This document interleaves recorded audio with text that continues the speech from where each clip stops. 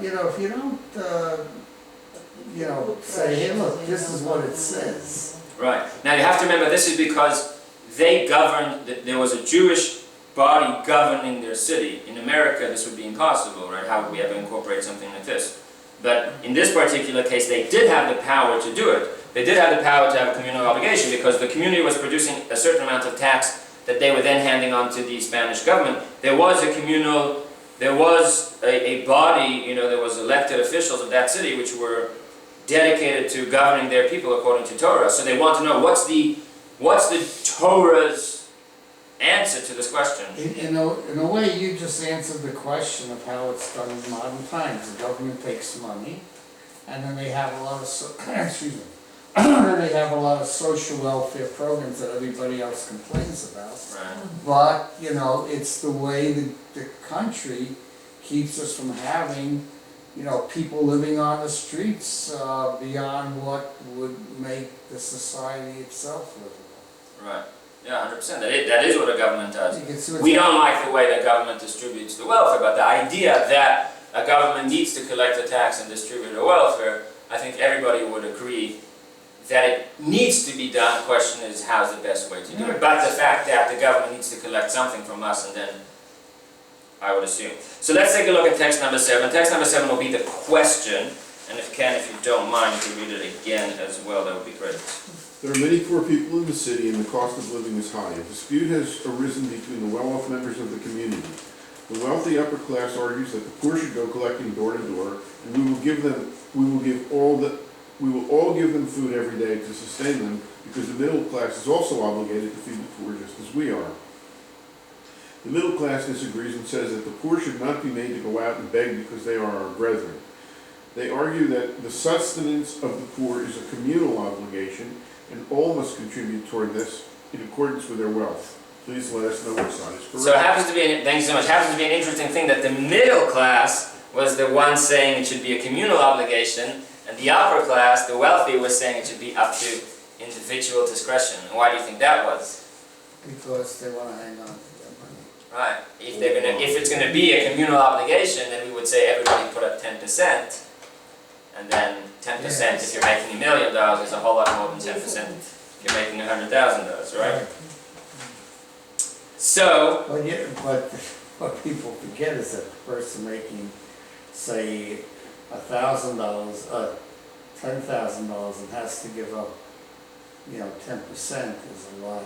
It's making more a bigger difficult sacrifice than than the the guy guy makes $1 million. has $1 million and perhaps gives up 100,000. so in general, yes, to your point, in general, we do find in the Talmud, where the Talmud discusses this idea, when we tax the public, how do we tax them? And the Gemara says very quickly, the Gemara says as follows: if there is a tax that's laid upon the people because we need to save someone's life, then everybody pays equally. So unfortunately, throughout Jewish history, there's been many times where we have to pay a ransom for someone, where a community had to put up money to do something to save someone's life. So in that case, every household, says the Gemara, pays the same, not percentage-wise, the same amount of money. So every household has to come up with $100, which means the poor can then go to the rich and say, you know, help me out paying my dues, but everybody gets an equal due. Then the Gemara says when it's to do with, you know, it's not saving someone's life, it's just more financial. We need to support the poor, we need to fund, there's a whole lot of things that a municipality, right, has to take care of for a city. So then we tax the people based on the wealth. And there's a difference in understanding the Talmud. What does that mean? Does it mean that we go percentage-wise, everybody pays 10%? Or does it mean that the poor will pay 5% and the richer will pay 10% because of what we just spoke about a few minutes ago? With many opinions understanding that we just do it in that, we do it in that way. The poor people, right, if you're making $10,000 a year, $1,000 is a fortune. So to him we'll say you only give 5%. But if you're making $1 million a year, then we'll say, well, from you we want 15%. Or whatever the system would stagger itself based on that. Yeah, that's basically how the tax system is supposed to work. You know, but you have a lobbyist, you could change that around easily. We're on video tonight, just I because know, of it's what you okay. It's okay, I understand. Well, the other thing I'm thinking about is that is it going to be distributed equally to everyone? Where in the other case, somebody who is energetic and goes out and does something may get more than somebody who's just laying. Which are you saying is a good thing or a bad thing? Well, I don't know, but that's. So you raise a very good point. When it comes to the distribution, how would the distribution work? So interestingly enough, we don't have any response that took place, in this particular, because you were reading a real example that took place. This is response that we have from a 13th century community in Spain. We have the question that they asked, and we know the answer that he answered, but we don't know how he addressed the rules of distribution. But to your point, yes, we would at least have to assume that there has to be what we call in Yiddish abyssal seichel. You know what abyssal seichel is? Yeah, yeah. Abyssal seichel means you have to be smart about the way we distribute money. Yeah, but but then again, it's even more complicated than that. The complication is the fact that it's not so much a matter of who's more energetic or stronger, but he works harder to get his money. Because I could sit in front of a computer on certain days and generate a lot of cash, and somebody who's digging ditches for a week won't even get a tenth of what I generate. I understood that you were talking about if people go and beg, some people are better at begging and some people are... Yeah. You know the joke that a guy walks down the street and he sees outside the church, that there's two beggars. You know the joke, right? And one is... on the site a couple of weeks ago. And one of them is wearing a nice big cross down his chest and he's dressed like a good Gentile. And the other beggar standing right next to him is dressed like he's wearing a hat and he's tzitzis and he's wearing a tallis. He's dressed like he's straight out of B'nai Brak in Jerusalem. And everyone that's walking by, going on their way to church that Sunday morning, is giving the guy, one guy lots of money and the other guy is not getting anything. So finally, one guy going to church walks out to him and says, I feel bad for you, but clearly you're not getting the point over here. Look at the way you're dressed and how much money you have, and look at the way he's dressed and see how much money he has. So the guy looks up and laughs and turns to the guy next to him and says, Yankel, this guy thinks he's going to teach us how to do business, huh? It's still funny. So, what's the point? The point is that yes, I don't think ever the distribution took place where no one, part of having the seichel is that you didn't want to do it in a way that would cripple people and stop them from going to work, etc., etc. Do the best you can. But, here we're focusing more on, as a society, our responsibility to help people. So, in front of you, you have text 8a, text 8b, and text AC, which we're not going to go through all of them right now. But text 8a, in a quick summary, is basically from Maimonides. That Maimonides talks about what's the highest form of charity and what's the lowest form of charity. And he gives a whole long list. And he basically says, if the giver knows who he's giving to and the recipient knows who he's receiving from, that's the lower level of charity. Why? Because there's a bit of embarrassment involved. The recipient knows who gave it to him. He knows that the giver knows who he gave. It's uncomfortable. He says if the recipient doesn't know who he's giving to, but if the giver doesn't know who he's giving to, but the recipient knows, it's already a higher level, because at least he feels embarrassed, he knows he gave it to him, but he knows that the one who gave it to him doesn't know, etc. And then he gives a whole long list. And the highest level of charity basically is if you give in a way that you don't know who you're giving to and the recipient doesn't know who he's receiving from. And that way, what's the point? The point is that when it comes to giving charity, the dignity of the recipient of the charity is extremely important. And a very important thing to keep in mind, right? No one wants to be in that position, and if we are, thank God, lucky enough to be in a position of giving, we ought not to throw, to wave it in the person's face and make him feel bad. We ought to do everything that we could to make them feel comfortable about it. Text 8b, this talks about the... Let's read text 8b inside because it kind of touches upon what we talked about. Text 8b on page 12. Is it really true says the Talmud, that the collectors for the communal charity fund may seize contributions. But the verse states, but doesn't the verse state, I will punish all those that oppress them. And Rabbi Yitzchak bar Shmuel bar Marta expounded the verse in the name of Rav. God will mete out punishment even to charity collectors. So the question is, if charity collectors are permitted to compel people to contribute charity, why are they counted among Israel's oppressors? Everyone understand the question?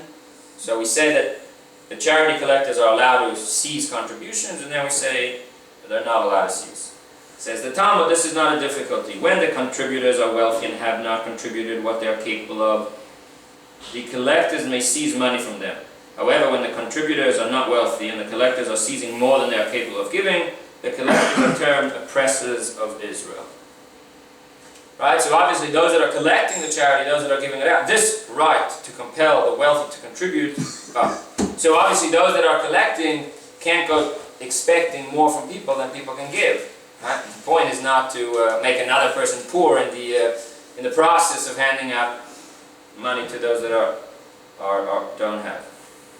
And lastly, text 8c, Rabbi Yochanan ben Zakkai met the daughter of Nakdimon ben Gurion. In the conversation, she told him that her father had not been charitable. Says the Talmud, but did not Nakdimon ben Gurion give charity? Indeed, a Braita states that people would say about Nakdimon ben Gurion that when he would leave his home to go to the study hall, his attendants would spread fine wool garments underneath him for him to walk on, and he would allow the poor to follow him and take the expensive garments for themselves. And says the Talmud, although Nakdimon gave much charity in proportion to his wealth, he did not give as much as he should have. As the saying goes, the burden is set according to the strength of the camel. So, based on all of that, what do you think the conclusion is? Individual discretion or communal obligation? Communal obligation. The answer is that the Rashba, Reb Shlomo ben Aderet, ruled, he answered them, he said it is absolutely a communal obligation. And he even said, to this that you write to me, that there's a shortage of money in your town, he wrote back, it seems that there's not only a shortage of money, but there's also a shortage of common sense. And he explained, he used these three sources that we just wrote, and he said, first of all, you need to be considerate to the dignity of the poor people. You can't send them around collecting from door to door. That's not what we do. Second of all, the officers of the communal charity fund do have the authority to compel people to give, as we saw in 8b, as long as they're not asking too much of you. And lastly, charity has to be given according to the ability of each person. So this is just a real-life example from a town in Spain that they had this discussion, what should happen, and the Rashba, one of the leading halachic authorities at the time, ruled very clearly about this, the way this community ought to deal with the poor. We have a very interesting reading in text number 9 from a man called Lancelot Addison. Anybody ever heard of him? I had not heard of him before I read this either. Anyway, who was he? He was an English writer and a clergyman for the Church of England in the second half of the 17th century. And for approximately 7 years he worked under this Church of England in Tangier, Morocco. Did I pronounce it correctly? Mm-hmm. So he spent a bunch of years in Tangier, Morocco, and some of the other areas around there, which he refers to by the name of Barbary, B-A-R-B-A-R-Y, like Tunisia and parts of Morocco, etc. And while he was there in Tangier, he became good friends with many Jews. Of course, Morocco in those days had very large Jewish communities. And he observed the Jews the way they acted and became very impressed by many of the things that he did. So he came back, and this is what he writes from what he saw. So this is an interesting source. It's not a Jewish source. It's written in the 17th century by a man who spent a long time observing the Jewish community. And he said as follows, text number 9, page 14. Those who have observed that Jews have no beggars, which was a common myth at the time. You know, it's like the Jews own all the banks and da-da-da. So one of the common myths was that the Jews have no beggars. So he says, those who have observed that the Jews have no beggars seem not well informed of the manner of their alms and their way of providing for the poor. This would sound a whole lot better if I had a British accent, but Forgive me for my non-British accent. But anyway, he says, if you think the Jews don't have poor people, it's just because you don't know the way they work. For it is true that we may not reckon these people among beggars, as the world usually implies, seeking relief from house to house. For though among the Jews in Barbaria, right, that area, there is a great store of needy persons, yet they are supplied for in a manner which much conceals to men of other religions their poverty. For the wealthier take care to provide for them, and very much glorify their religion upon this very score, that they live under its profession in a more mutual charity of alms than either the Moor or Christian, both of which I have heard upbraiding their common beggars with great insult. And it cannot be denied that the Jews' manner of relieving their poor is proper and commendable. What do you think about that? It's quite interesting. So, he's writing that he watched these Jews, and yes, they do have poor people, but nobody would recognize them on the outside because no one's making fun of the poor, nobody's forcing them to go door to door, because we are, the Jewish people, the Jewish communities in Morocco and Tunisia at the time, were caring for the poor in the best way possible. Say again? Is there a woman here? No.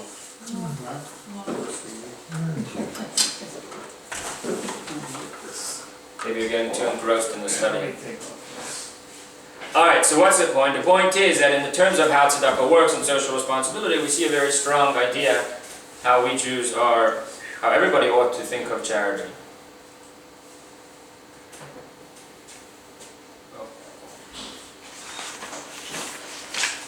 So now we come to an interesting idea. We come to an interesting idea because when we talk about charity and caring for the needy and being responsible for those that don't have, it's not good enough just to say we'll help them when they're in bad times. What do we need to make sure? They don't get into bad times. Right? They don't get into bad times to begin with. To say that the government will give welfare to those that need it is wonderful and fine, but what are we making sure to do? What are we doing to make sure that no one lands up in that position to begin with? So now let's look at the Torah. Let's look at the Jewish laws. What did Judaism put in place to make sure that this did not happen? Before we talk about that, before I mentioned to you a teaching from the Rambam, where the Rambam Maimonides mentions kind of levels in charity. What's the highest level in charity? So Maimonides writes that the highest level of charity is when you can provide means with which to, if you can provide a person means to support themselves. That is ultimately the greatest form of charity. A job, a business partnership, something that they won't have to keep coming back. And that's why in practically every big city in the world there exists what they call the Hebrew Free Loan Society or Free Hebrew, something like that, where it's a loan to somebody. It's a loan, so they don't feel like it's charity. It's not to make them dependent on money, but it's an interest-free loan, so if there's a medical emergency or there's something that they're educational need, or whatever it is that's needed, you know, they can borrow some money and then put a plan into place where they can then come back to their feet. Interest-free. So, interest-free, right? That's the whole point. That exists in Dallas. Correct. Yeah, they do. At Dallas, Austin, Houston, and it's a very big mitzvah to lend money without interest because Actually, you should not be charging interest. a Jew is forbidden from charging interest. Yes. Jews are forbidden from? A Jew is forbidden. The Torah forbids us from charging interest. Yes. Oh, I didn't know. However, in true rabbinic geniusness, the rabbis, when necessary, came up with a design that it's possible to lend with interest. The Torah forbids us from lending with interest, but there was a design that the rabbis came up with, and you write a certain kind of document, you create a business deal in a way that you're allowed to charge interest. So if a Jew owns a bank, for example, what does he do? How do you lend money without interest if you run a bank? I don't know about you, but if you ever meet such a bank, please let me know, because I'm going to read in my mortgage, right? That doesn't work. So if you do own, there's plenty of Jews that are in the money lending business. It's a business. So if you're lending money to a friend, then you're not supposed to charge interest. But if you are running a business out of it, then there's a way to get around it. It's called a heter iska. But that's not for now. Say again? I said Jews always find a way around. Yes. I thought that the Jews were, this is the first time I heard Jews couldn't charge interest, maybe because they had this workaround. Because I thought that the church went ahead and made the Jews to be the money lenders because they couldn't charge interest. And then after they owed the Jewish banker a lot of money, they would go ahead and take retribution on the banker. I don't know, I'll have to look into it. The Torah says clearly that you're not allowed to lend money with interest. I could see that. So, what do we have over here? When it comes to the highest form of charity, helping someone, we have a very interesting law in the Torah which goes as follows. The Jewish people were in Egypt for many years. After they were in Egypt for many years, they spent 40 years in the desert. After 40 years in the desert, Moses dies, and a man called Joshua led the Jewish people into Israel. When they went into Israel, the land of Israel was divided equally among the people. Every family at that point received a piece of land. Everyone got a piece of land for them to live on and then to work on, etc., etc. Now, in the beginning, as you could all imagine, this land was very special to everyone and nobody would want to sell it. This is the land that you inherited. But obviously, as time went on, and some people were this kind of farmer and some people were that kind of farmer, certain scenarios arose and a person might have been forced, at a bad year, bad crop, 2 years, bad crop, 3 years, bad crop, you're forced to sell a piece of your property. So, the Torah says that if a person sells a piece of their property, when it comes to the Yovel year, the Yovel year means the Jubilee year, the 50th year, all fields return back to their original owners. Now, the 50th year doesn't mean the 50th year from when you sold it.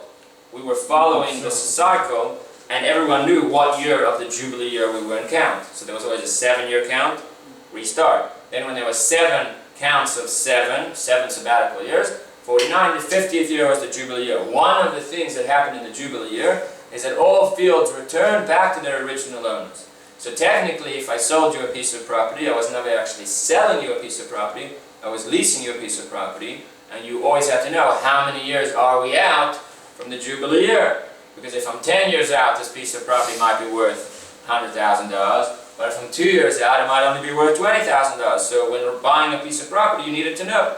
But either way, the Torah ensures that that which was your inheritance came back to either you or, worst case scenario, your children or your grandchildren, but it was never lost from your family for all times. But that was also true for property as well. Yes? A house is a little bit, a house is depends if it's in a walled city or an unwalled city. But for field, that's pretty much the, to keep things simple for right now, that was kind of the overarching rule. So nobody ever sold anything in the last couple of years of the Jews? Or they sold it for very cheap. Everything basically worked on per year how much, what it was worth. So it's just like a land lease we have today. Exactly. More like a land lease. I was Says, just trying to understand how that works. says Reb Yosef of Orleans in a book called Bechorsha, why? Why is this so? Why can't you sell a piece of property forever? Why can't, if I sell my field, I sell my field? Why does the Torah insist that in the Jubilee year, in the 50th year, it comes back? And he explains, he says it's a very practical reason. God, 12b, take a look, page 17. God established the Jubilee years of return, of the return of land, because one's livelihood depends on the possession of the field that generates produce. God doesn't want a person to be left without a means of livelihood, and therefore instituted that land can be sold forever. So it's not a Kabbalistic, mystical reason because your field has angels in it or whatever it is. It's for a very simple reason. It's for financial stability. Right? Even if a person lands up in tough times, it's not going to last forever because at a maximum of 50 years, they get their field. Why is somebody selling their field? No one sells their field when business is great. You sell your field if times are tough. So, they sold their field when times are tough, but the Torah is guaranteeing you that in maximum 50 years, you get it back, and then the children, the grandchildren, you yourself, once again, retry. You start farming again, etc., etc. So, where everybody's a guaranteed landowner, the design of that system was to ensure financial stability. Is that why in Israel, I once heard that the government owns all the land? We don't really run the system nowadays in Israel. Nowadays, we don't know what is your great-great-great-grandfather inherited in the days of Joshua, and they don't know what my grandfather. Nowadays, it runs like any other country. Oh, it's just people. Maybe buy unless land. you're in disputed territory in East Jerusalem or in the West Bank, like that. But in a regular, part of Israel, Because I heard that, when I was living there in when Judy and I were living in the 70s, I heard that you can't buy land, it all belongs to the state. They lease it to you. I don't know how that works. So I don't know if it had to do with the early creation of the state of Israel, but I could tell you that it's not operating under the system. No one's getting back their land in here. We don't know. Yeah.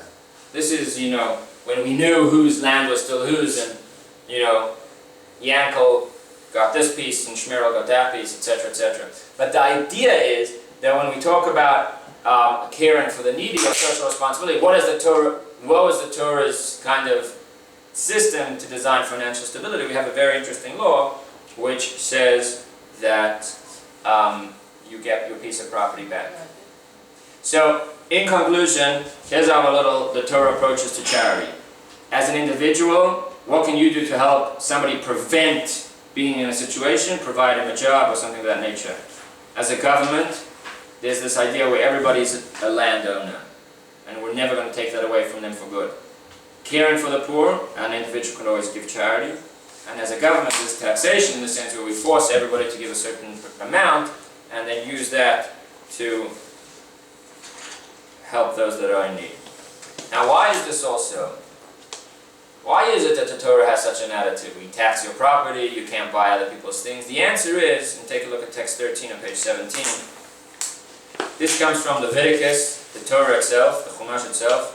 The land shall not be sold permanently. Why? Because the land is mine, and you reside in my land as temporary dwellers and residents. In other words, this is really the basis of the whole Torah's approach to charity. Why is it that,